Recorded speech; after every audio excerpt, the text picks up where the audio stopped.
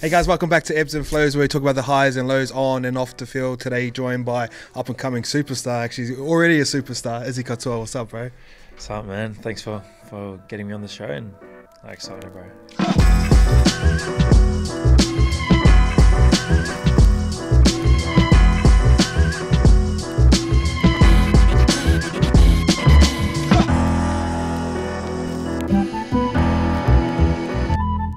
What was it like growing up in Wellies? Bro, it was cold, windy as hell, man. Like, all my memories of being back home is just raw kid, just having fun with his family. All of my family, we all lived, in the same street or down the road from each other. What suburb are we talking? Lower Hutt. Oh yeah, Lower Hutt's so alright. Taira, Pomare. Not many people come out of, Pomare or Taira, so I'm very, very proud of, where I come from. A lot of people don't really know that I'm, from New Zealand, but that's obviously because I've spent a fair bit of time, over here in Australia. But yeah, I love the home, and I actually haven't been there in a while, so that's probably on my bucket list at the moment to make sure I get back home and see the family, see the area, see what's what's changed and what's different over there. But yeah, man, all of my memories back there, just having fun with the family, whether it's going to the church fundraisers or going down to the beach with the family and playing volleyball, soccer, obviously rugby and touch. But born and bred in Wellington, and proud of it. Yeah, I feel like a lot of cool people actually come from Wellington. Like, it's a bit of a different vibe from Auckland. Like, Auckland's so like tough, you know what I mean? Yeah. All those Wellies boys are always pretty cool, Chill, man. yeah. Where'd you guys move over to Aussie? So we moved over to Aussie in 2014. Back end of 2014, but going into 2015. We actually had a wedding that we went to in the Cook Islands, and then straight from there we came over. But I guess the whole reason why we moved over to Aussie was to support my brother. Obviously, you played with him and at Penrith, but he moved over a couple of years earlier. Came over as a 15-year-old. Just like I said, raw talent.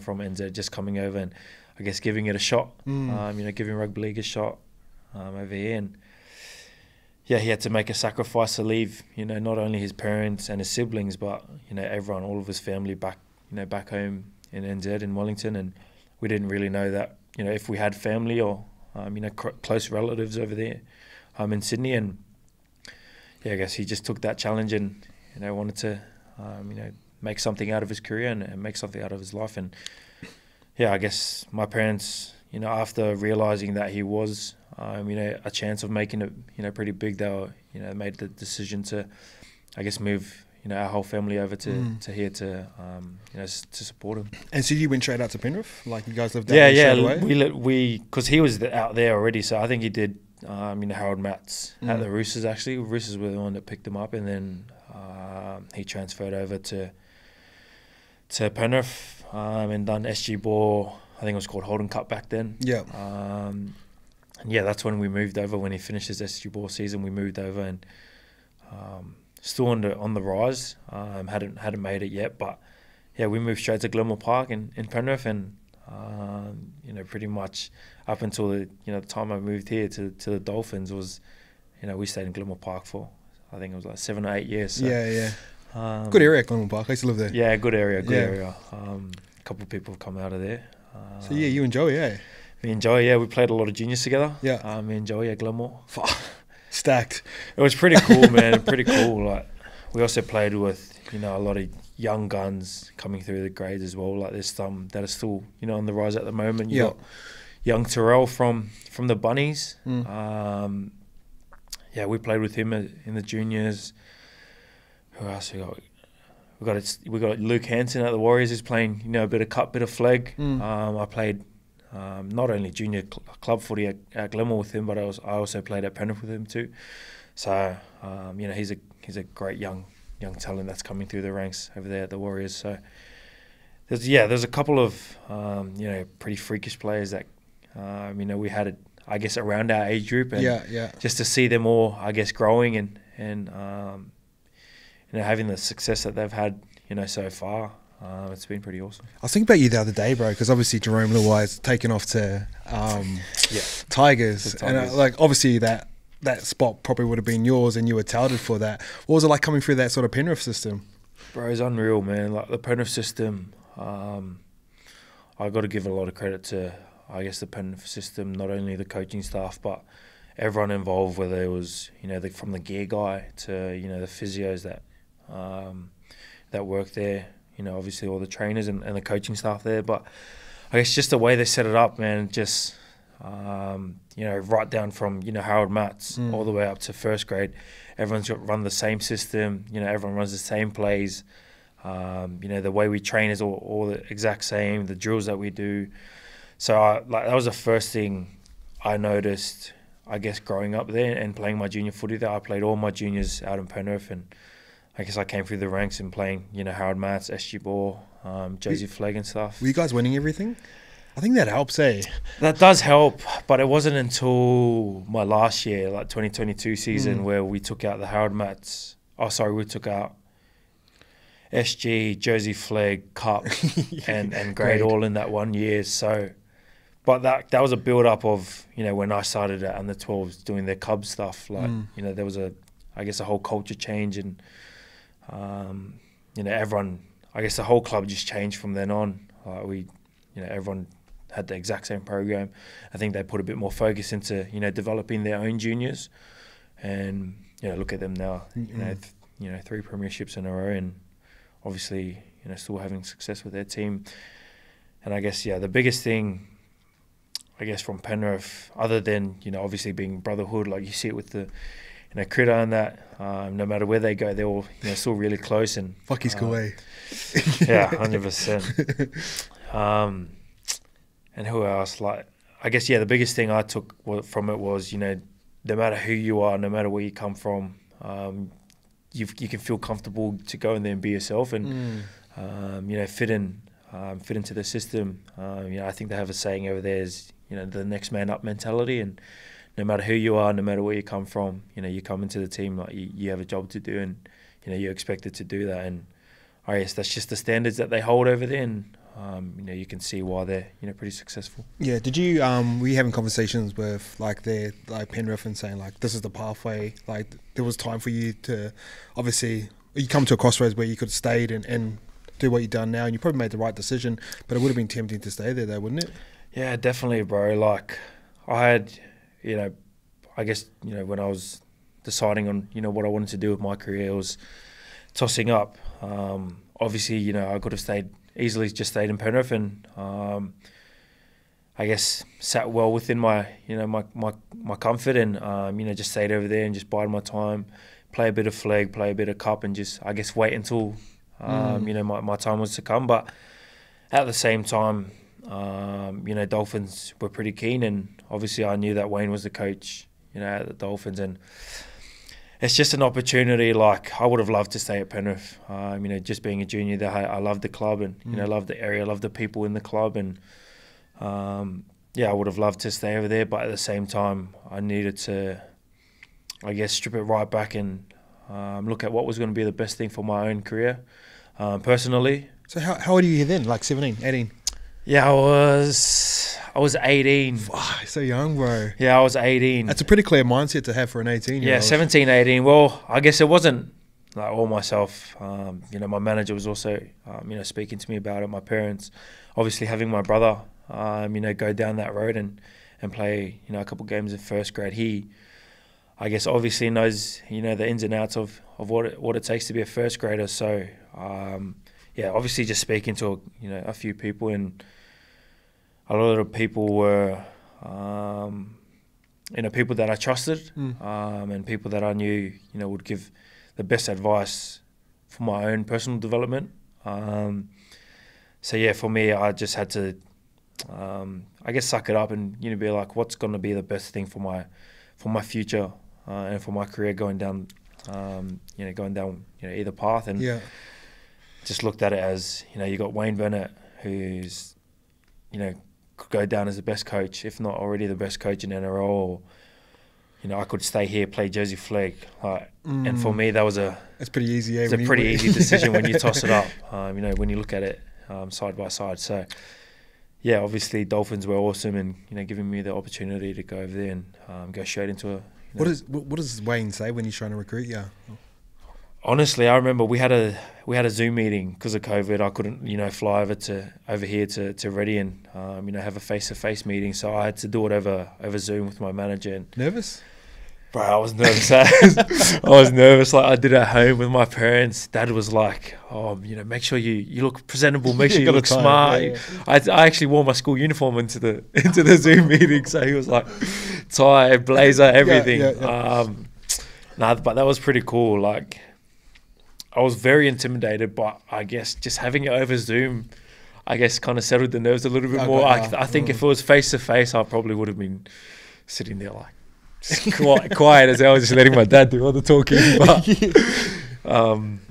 no, honestly, he hadn't even watched the footy game, you know, of me playing. Like, oh, really? He literally, like, my manager cut up a few clips and sent it to him, and right from that, you know, right from watching that video, he said, "Let's set up a Zoom. I want to, you know, talk to this kid and talk to his parents and, you know, see how they are." And then literally that all happened over a week, bro. Like, my manager sent the video. They got back. They said they wanted to set up a Zoom meeting. So we're like, all right, set that up as soon as possible. Had the meeting, and I guess, yeah, if there's one thing I remember from that meeting is, you know, after we, you know, spoke and stuff, and yeah, Sully passed it over to Wayne, and Wayne was just like, I want to reassure you that when you come over here, I'll look after you. You know, whether it's on field, off field, I'll make sure I put the right resources in place to not only make you a better person, but make you a better footy player as well. And yeah, right from then, I was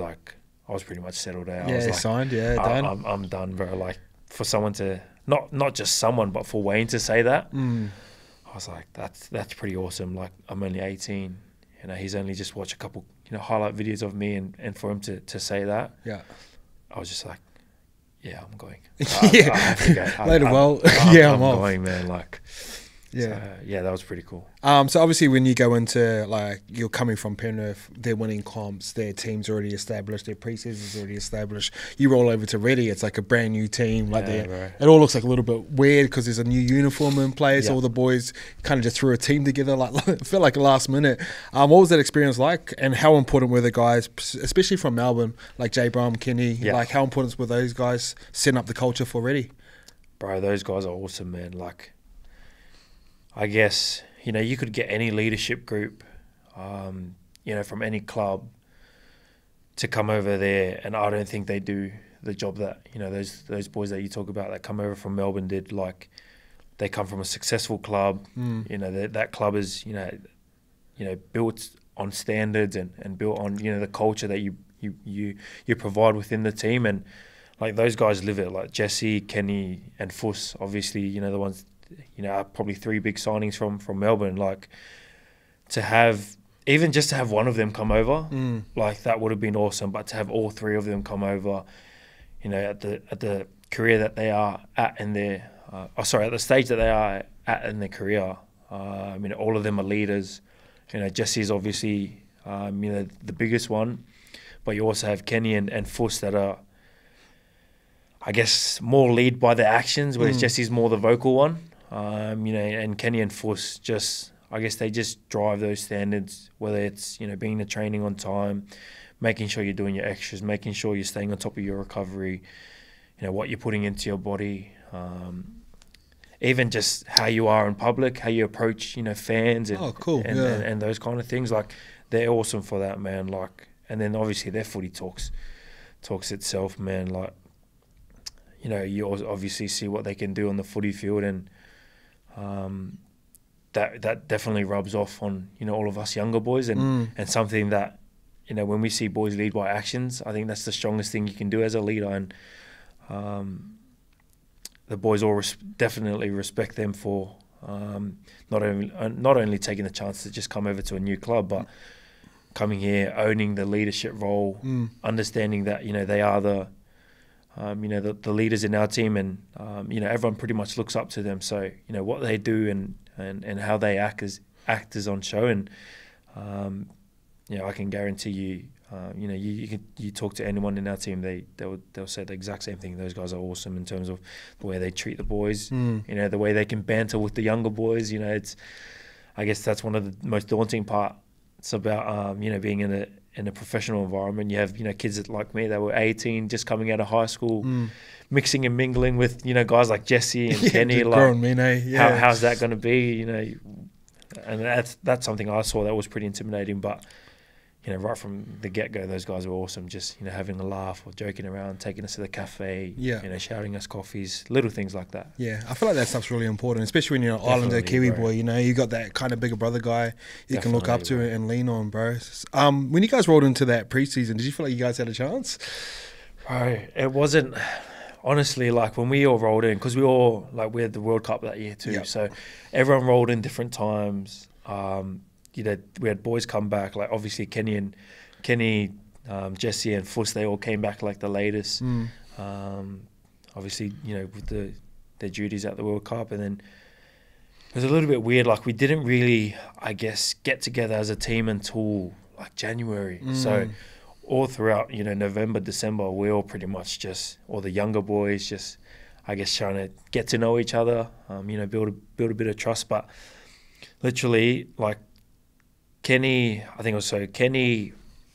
Millie, Fuss and Skip and Jesse all came back, I think it might have been January 4th, 3rd. Yeah. Literally done their testing, 1.2, blah, blah, blah, whatever, strength testing. And then the next day we went to army camp, bro. We went to army camp for 3 days. So like that was a bit of a slap in the face for those boys, like coming off, Christmas, off the New Year's break, like coming straight into day one testing, and then day two you're on army camp for 3 days. Like those boys found it pretty rough. But yeah, it literally wasn't until that moment, like obviously after that camp, wasn't until we kind of actually came together as a team. All the younger boys got together, all the older boys got together, but we were all, probably a little bit still, pretty distant at that time. But it wasn't until that army camp, like, it was funny, Wayne actually said to us before going into that army camp that at the moment we're still all individuals. We're not a team yet. And that's the reason why we're going on this army camp. I want you to come out of this camp not only as a team, but you guys have built trust.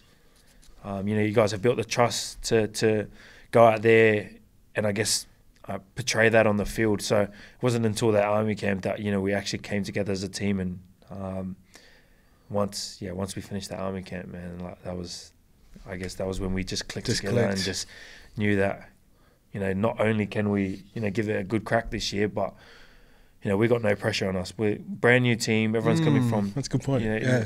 Like good clubs, like. So, we don't have to put any pressure on ourselves. Just go out there, have fun, man, like play footy. Yeah. I go for the Roosters too, so they play Roosters that first game. Like, that first game, how the fuck we losing to these guys? Bro, that was crack on that first game, man. Bro, good on you. Bro, what was the debut like, bro? Oh, honestly, it's still one of the best days to date. Like, I think back to it, I remember everything so clearly, just from the day we had brekkie, or from the moment I got told, which was also a pretty funny story. Like, like NRL debutants, you get sat down by the coach. You might go into the coach's room and the coach will be like, blah blah blah. You can are you gonna make your debut this weekend? The way I found out was we had obviously the week off going into round one. We all came into training and coach goes, all right, I'm gonna name the team today. And literally just reads it out 1 to 13, and my name pops up at 6, and I'm like, did he say that on accident? Like I'm sitting there like, oh, like did he actually mean to say that, or like did he make a mistake on accident? Like, and then what were the boys doing? And like the boys just like we were all, because we're like standing in a huddle on the field, literally about to start training, and he names the team, and everyone's like looking at me, and I'm like.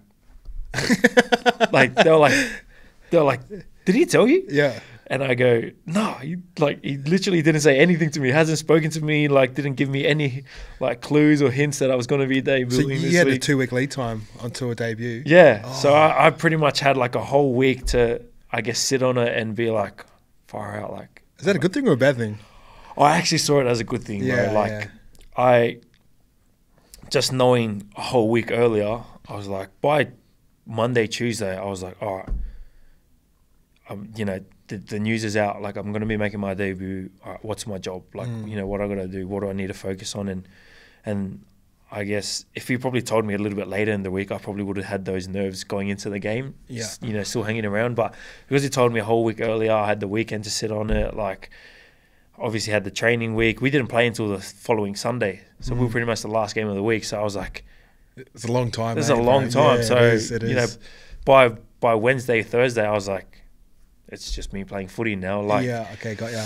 I feel like some people could throw themselves off because like a 2-week lead time is like a long one. Exactly. They're probably just sitting on it. Yeah, but start playing the game early. Yeah, and exactly, they could probably start playing the game a bit too early. But that's something Wayne did, you know, speak to me about was we don't play until a whole week later. Like, go tell your parents, you know, enjoy the moment, but don't think about the game. You know, we still got a whole week of training to go.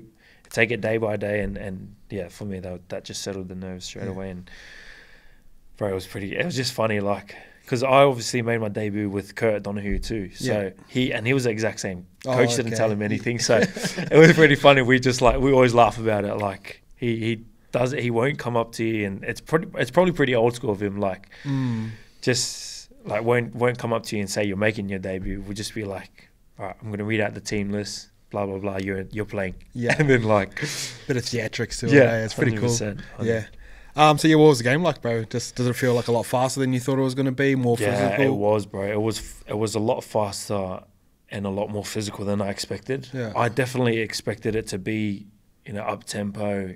I knew it was going to be physical, but I guess right from my first tackle, like I had so much adrenaline running through my body, and like my first tackle, I was like, holy moly! Like, I think it might have been like Lindsay Collins or something. Like one of their middles, bro, like ran it at me, and I was like, fire out. This is like, sick. Yeah. This is sick. Like, and right from that moment, like it got me straight into the game. It, like, just having a middle forward run at me as the, you know, little halfback trying to be hiding behind Fuss. Like, I was like, all right, like I've got to get my head into the game here. Like, you know, it's happening now. So. But it was cool, man, like running out to warm up, seeing all the fans, like seeing my family in their T-shirts, bro, it was... Oh, yeah, I remember that, yeah, all the T-shirts and stuff. It was unreal, like just to, I guess, see so much people just happy, not only to see myself in the NRL, but to see a new club in the Dolphins in the NRL, like it was an awesome day, man. So what about from your debut to now? Like your growth's been like pretty crazy, bro, especially over this past couple of weeks. Bro, it must feel pretty good, but what's it been like behind the scenes as being the person? Yeah, bro, it's been like I look back. I always look back at myself and see where I need to work on and see what I need to improve. And I guess looking back at myself like this time last year, like where I've come from, you know, the development that I've made in, you know, just a year, like I'm obviously very proud of it, and that's come off a lot of hard work and a lot of extra stuff that I guess you need to do as not only as a halfback but just as a young kid coming through the grades. Like you probably do need to work a little bit harder. I guess, you know, a lot of first graders are in and around that, you know, between 24 and 28. Like that's, you know, the peak age, and I'm still 20 at the moment. So for me, I knew that physically I needed to probably put on a bit more weight just to, I guess, hold my own. How much you weigh now? At the moment, I'm weighing between like 92, 93. Oh, last year, I was like, bro, last year I was even like 89, 90, and I just knew like I probably, obviously speaking to the S&C staff and our dietitian, you know, 92 was probably a comfortable weight that, you know, I could probably play at. So, yeah, obviously over the preseason, just knowing that I did need to put on a few kilos, but I needed to be good weight, and it wasn't, you know, the Islander weight. No, it wasn't the Islander weight that you're just eating KFC and McDonald's every day and trying to put on, you know, bad weight and ends up becoming, you know, just body fat. Yeah. it was, good weight, making sure I was putting on muscle, making sure and you can carry it, that's a big exactly one. that you can carry it. So that was my focus over the preseason. But then obviously skill wise, it was, I guess, working on my kicking game, which has been a massive part, over my development over the last year. And I guess the most important one for me was my defense. I pride myself on my defense, and just looking at last year, obviously you're going to get targeted as a young kid coming into the NRL, but being able to hold your own is something that, I wanted to be, and something that I guess I wanted to work towards. And that's something that, to this day I'm still working on. You're going to get targeted by back rows, you're going to get targeted by, big middles that, wanting to get at the halfback to, to try and throw you off the game. So for me, that was my focus over the preseason, was making sure that I was doing the extra work with, our defensive coach Wolfie to make sure I'm, whether it's my tackle tech or, whether it's just making sure I'm, working on hitting and sticking, or, all those little things is, something that I guess looking back at it now, it's something that I wasn't too happy with how it went last year. Yeah. I'm someone that will hold myself to some pretty high standards, and if I don't meet them, I'll work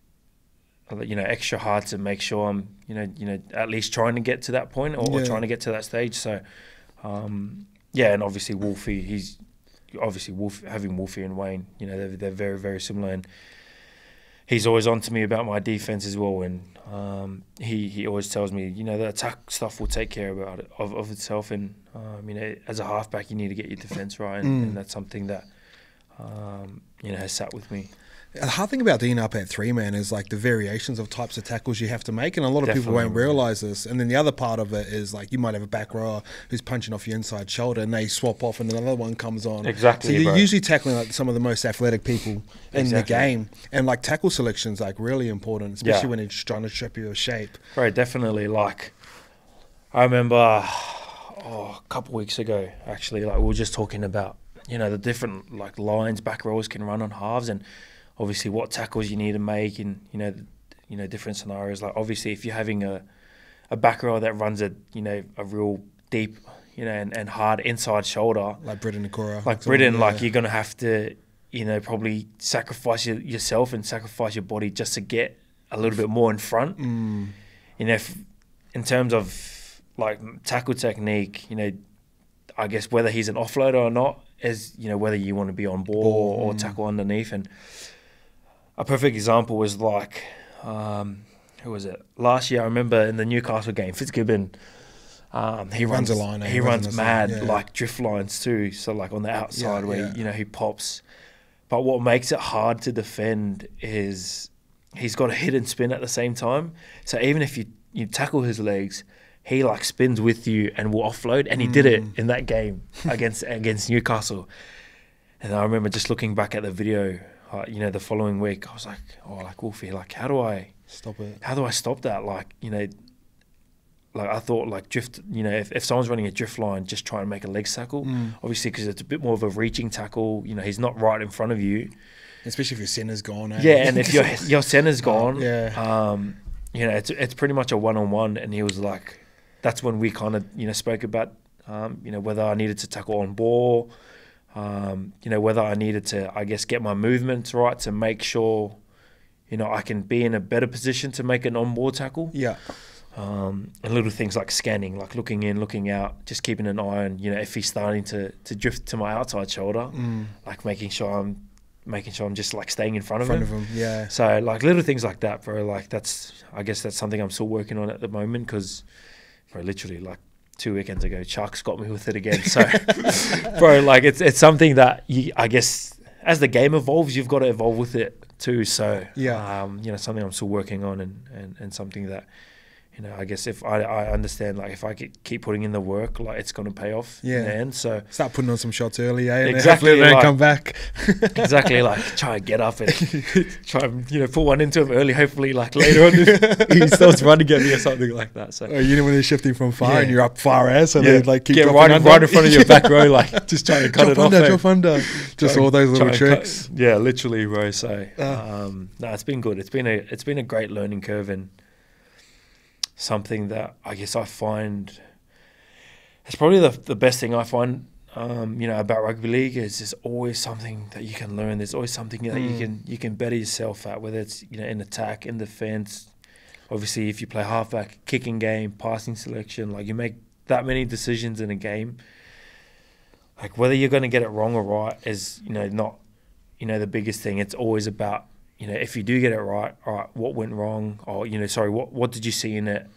What made you make that decision, or if you got it wrong, all right, what's probably the better decision to make there. So that's something that I've always loved about, I guess, being a halfback and just playing in the halves is, I understand that you're not going to get every single decision right, but if you can, make 9 out of 10 decisions right in a game, like it's heaps, 100%, like you'll take that. Like even 7 out of 10, 7 out of 10, you definitely take. So, bro, it's been awesome. You seem like a student of the game. Who's some of the players you like to watch currently, and some from the past that you look up to? Bro, I guess currently, obviously I'm still pretty fresh into the NRL, so, the players that are playing now is... Same dudes that I was, looking up to and wanting to, I guess, base my game off. And I guess just being a Penrith junior, like Nath was a massive part. What'd you love about Nath?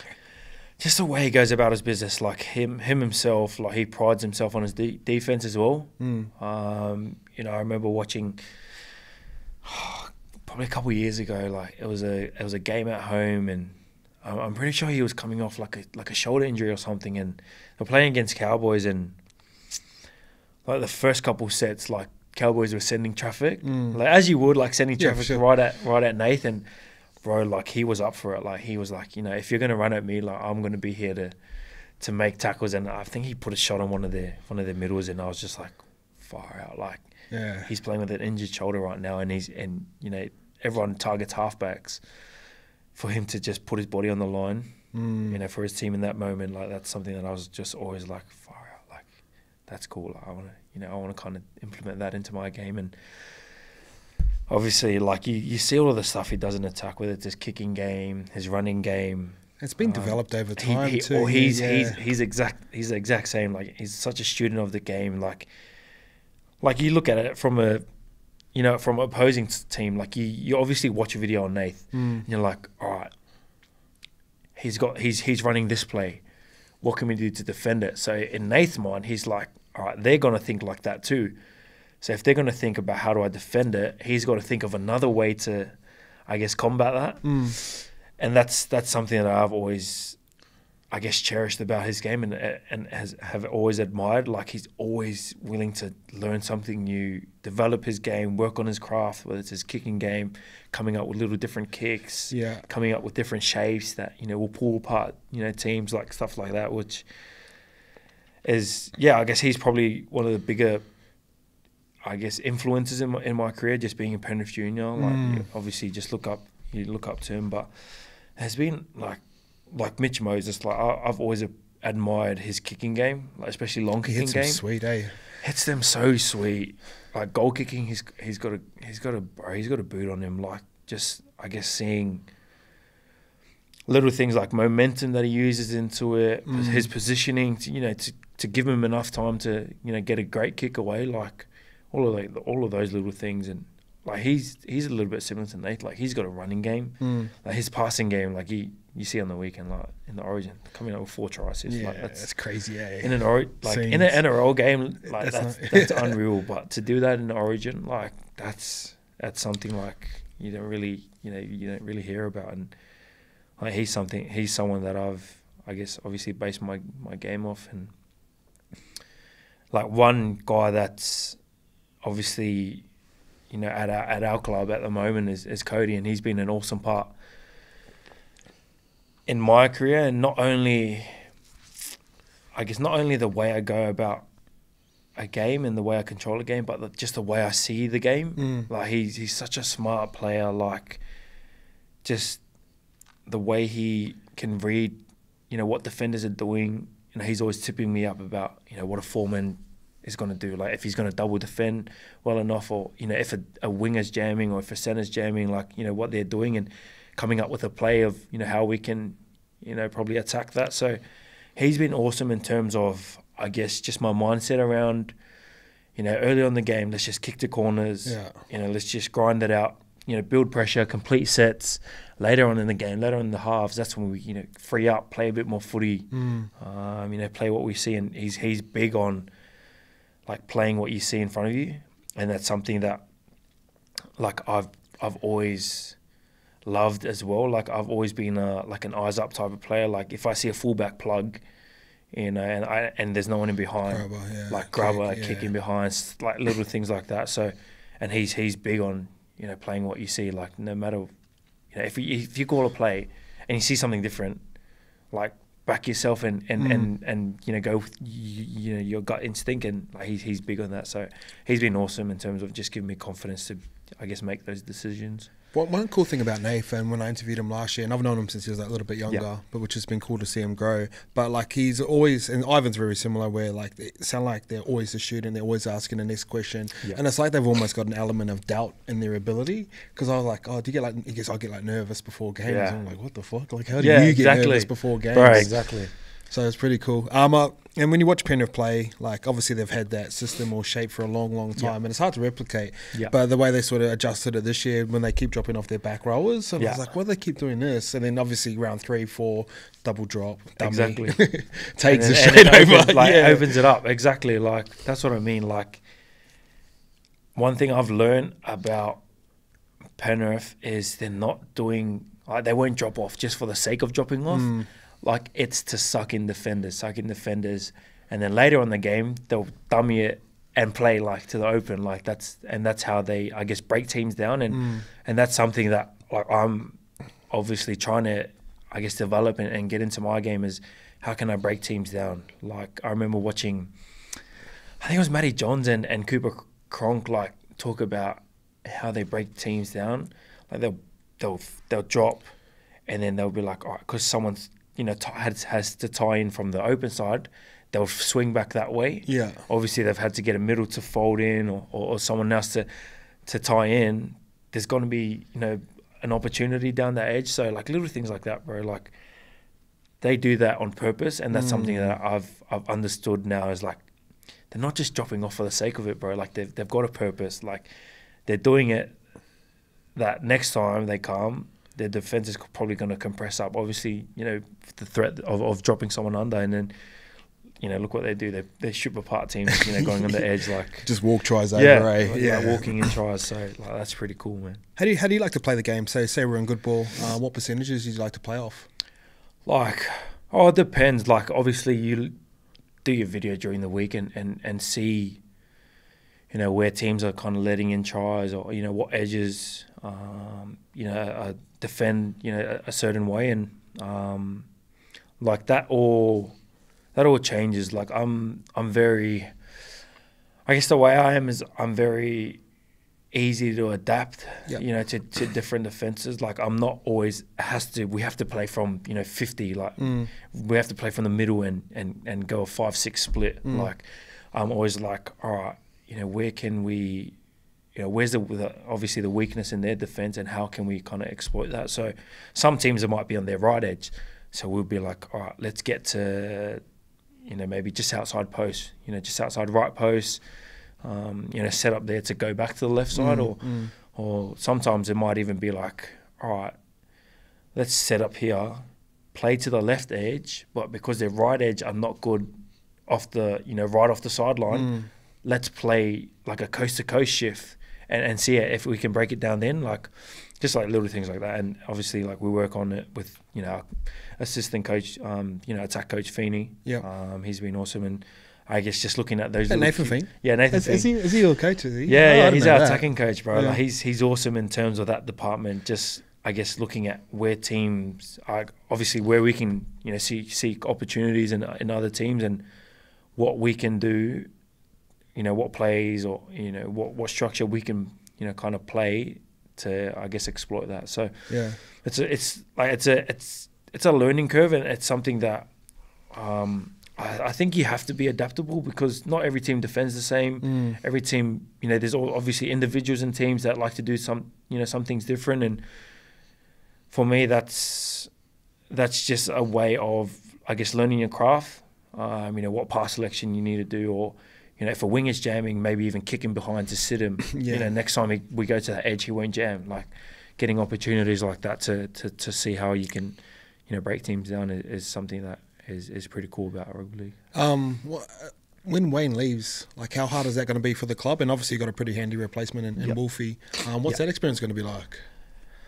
Oh, it's going to be like, I'm not confident. I'm actually very confident that nothing is going to change, you know, majorly. The way Wayne coaches is very, very similar to the way you know, Wolfie coaches. All about doing your basic stuff and making sure you're doing that to a high percentage, completing sets, you know, putting teams in bad spots, you know, winning the cycle, you know, attacking the game with a defensive mindset is something that those, I guess, both coaches are really big on. And it's funny how similar they are, because, like, obviously losing Wayne is not ideal, but at the same time, like, nothing in terms of our structure, nothing really is going to change. Yeah, so it's pretty much like you take like an injury for example, like if we obviously, you know, if we lose Hammer or something, we just bring in Trey. Like, we don't expect Trey to come in and be Hammer. Like, we want Trey to come in, be Trey, be yourself, like, play the way you want to play, and we'll obviously mold our game, you know, to kind of suit him. And that's the exact same mindset that we have with Wolfie. Like, Wolfie's, you know, he's been with us for the last 2 years, so he obviously knows what we are, how individuals are, you know, what our team needs, and it's something that is pretty exciting. Like, it's going to be his, you know, first official coaching gig as a head coach in the NRL. Like, he's obviously had, you know, some success over in England and you know, with St Helens, but to come over here with, you know, we've got a pretty young squad. Like, obviously having Jesse and that's our leadership group and the older boys in our group. But to have, you know, likes of, you know, myself, Jack's still, you know, really young, Hammer's still young. How old's Hammer? Hammer's 22 at the moment. Wow. Or that's scary. 23. Sorry. Yeah. 23. So, like, he's still very, very young, and, like, you know, you still have, like, Max Plath, you know, burst onto the scene. He's young, like, he's a gun. Like, obviously we still got Tom Flegler, Tom Gilbert. They're still very, very young, but, you know, they're players of the future. Yeah, for sure. Not only for our club, but for Queensland, for Kangaroos. Like, those two, if anything, those two live and breathe, you know, standards. They drive it. Obviously, losing them, you know, for the rest of the year is not ideal as well. But just to see them, you know, they're still sitting in team meetings. You know, they don't have to. Like, they're pretty much in a rehab program now, so they don't have to come and sit in team meetings and just be around the team. But they're always, you know, wanting to just be around the team, trying to lift the aura of the team up. You know, whether it's with just joking around, all of those little things. You know, they all add up. And they all add up, eh, and they, I guess, you know, filter into what you want to build as a team and what you want to build as a club, and that's something, I guess, when I was re-signing, Wolfie spoke to me about, is the culture we have at the moment, you know, where everyone gets along, you know, everyone's always wanting to do stuff on their days off together. Like, it's a pretty, you know, tight-knit and close group, and it's something that you don't always find at every NRL club. No way, bro. And it's something that Wolfie wanted. He spoke to me about. He's going to try and keep, you know, as many of us together as possible, because he knows how we get along. He knows, you know, the way that we trust each other, and he obviously knows that that's going to, you know, transfer onto the field. And yeah, it's exciting times for us. Like, obviously, Wayne's important, and I don't think anyone can coach like Wayne and can have the, I guess, impact or influence that he has on players. But at the same time, we're looking forward to, you know, Wolfie taking over when he does. What was it like hearing Joey give you some raps? That's pretty cool. It's pretty cool, bro. Like, it was actually my sister that sent it to me. Yeah. And like my family's always big on, like, they, if anything, they're the first people to bring me straight back down to square one. Like, they make sure that I'd never ever get ahead of myself, and, you know, still nice to hear. Yeah, exactly. But yeah, so when she sent it to me, I was like, oh, like normally she doesn't really, like she knows to keep the media stuff away from me, and you know, as much as I can avoid it, try to, you know, not read into it, not listen to it, but just listening to someone like Joey Johns, I guess, just speak, you know, so highly of me is something that, like, not many kids. He don't give out raps too easily, and he doesn't yeah. like he doesn't give out raps too often. So especially for a 7. Yeah, exactly. From, you know, from my point of view, like I looked up to him as well. Like just obviously the success that he had, the way he played the game, you know, the way he went about his business, and to listen to him, I guess, speaking about me in a good way is something that I'm like, that's pretty sick. Like sometimes cool. I just have to like sit back and I guess just appreciate, you know, those little things. But then at the same time, I'm like, I better not cake it. I better not cake it this week now. Like he's just giving me a big rap. Like I better. Next minute kick off. I better like, you know, keep going in that trajectory. So yeah. No, it's awesome. Like to. Like not even just Joey. Like if it was anyone else, like I would be like, oh, that is pretty cool. But at the same time, I'd be like, oh, that's cool. But you know, put that aside. What I need to work on is the things I need to be focusing on. But just listening to Joey Johns, like speak about myself like that, I just sat back and I was like, all right, that's pretty cool. Like he spoke about New South Wales. Is that something that excites you? Definitely, bro. Like I've got a couple, you know, like pretty big decisions to make. You know, I can represent a couple different, you know, countries or you know, I can even go down the origin pathway. But at the moment, I'm not really, I guess, leaning towards making a decision at the moment. At the moment, I just want to focus on playing footy, focus on, you know, making sure I'm improving my game. I'm getting better every week. You know, looking at, you know, the weaknesses in my game that I can improve at. And I guess, yeah, for me, it's more so just letting the footy do the talking itself. So for me, I really haven't made a decision on whether I want to, you know, go down the New South Wales pathway or go down, you know, the Kiwis pathway. But it's a tough question, eh? Yeah. It's a tough question, bro, because probably the one thing I think about it a lot, and obviously being like a proud Kiwi, is like you do get to do that, but then like you see guys like, say, like imagine Joseph Manu in the Origin Arena, or like, you know what I mean, like all those guys that, and I know those guys are proud Kiwis, and I know you are too, but like just that challenge of that arena, exactly, it's almost too hard to turn down, like, man. Bro, like the game on the weekend, 90,000. You know, at the game in Melbourne too. Like it's not even one of the states. Yeah.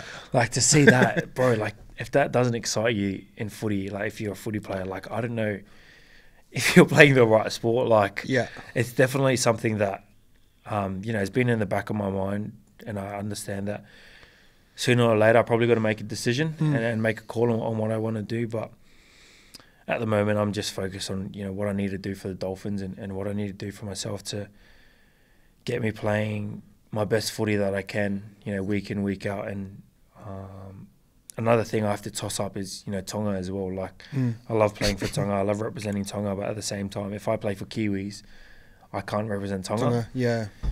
So you can represent Tonga and New South Wales. Yeah, I don't know what the ruling is, but I think you can play. Yeah, I think you can play New South Wales and play Tonga. Yeah. But you can't play, like, you won't be able to do New South Wales and Kiwis. Yeah, no way. Yeah. Like you can't do New South Wales, or you can't do Tonga and Kiwis. Like it's got to be, I guess, New South Wales and Tonga, or just Kiwis. So that's what I've got to, I guess, weigh up. But at the same time, like, all pretty good options. All pretty good options. Yeah, like I look around and I'm like, like, it's not the worst decision to make. Yeah. Like, depending, like, no matter what road or you know, pathway I go down, it's going to be a pretty cool ride and pretty cool journey to go down. When I look at Pacific Island teams, and like a lot of the time our biggest weakness has always been like we've missed a half. Yeah. And like I know they can get by on great 4-packs, our talented outside backs and Tonga and Samoa. Yeah. Do you feel like you're the guy that could potentially take them all the way? Oh, they've got that with Jerome, you know what I mean? Like he's a part of Samoa. Yeah. They made the final. You guys aren't far off. I wouldn't say myself individually it would be the guy, but I guess if I can do anything, not only to help the team, but just to, I guess, influence young, not even just Tongan kids, Polynesian kids, Māori kids, to go and represent where they come from. They don't always have to, go and play for, Australia or New Zealand. Like, if they're Samoan, if they're Fijian, wanting them to actually go and play for those little countries, because I guess you don't realise it, but when you get to that stage, you don't understand how much more it means to the people from back home in Tonga, in Samoa, in Fiji. Those people appreciate it more than anything, and you might not even be related to them. They look at you like kings. They look at you like you're the biggest influence. You want to sacrifice going and playing for Australia and Kiwis to come and play for our little island countries. Like, that's something that they would definitely appreciate, and that's probably my biggest thing, I guess, for me going down the Tongan pathway is I want to kind of, I guess, in a way, leave a legacy where kids want to go and play for Tonga or want to go and play for Samoa.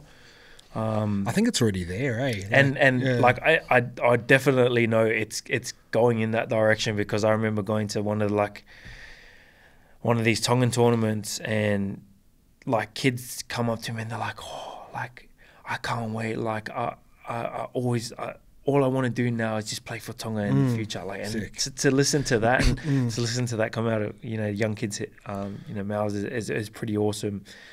So just to be a part of that and I guess influence Tongan kids or Polynesian kids in that way is something that I see pretty special. How do you see the rest of your year sort of going out as a team and as an individual? Hopefully good. Like, hopefully, by the end of the year, we're still sitting in top 8. And that's a, I guess, realistic goal that we set ourselves.